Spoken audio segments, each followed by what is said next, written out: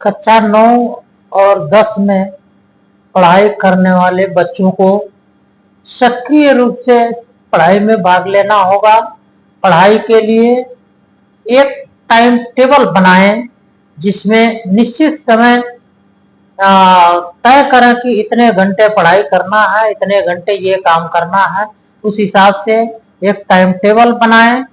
सभी विषयों के 60 नोट बनाएं। यह अनिवार्य है 9th और 10th के बच्चों के लिए कि सभी विषयों के 60 नोट बनाएं।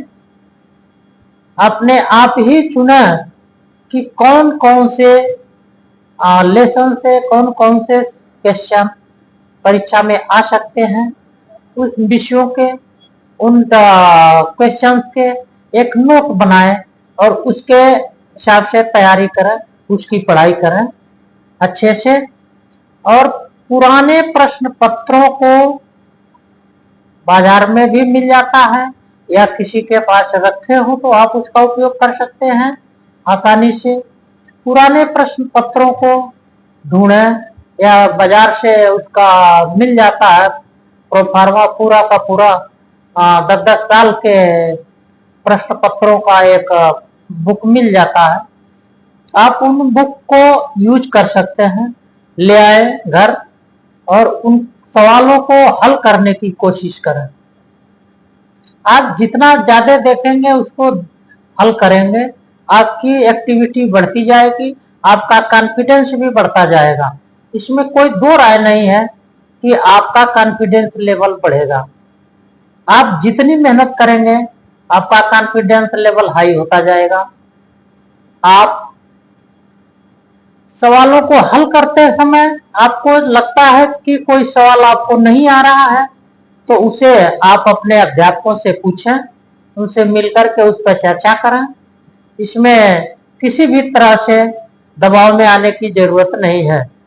आप आसानी से इसको समझ सकते हैं।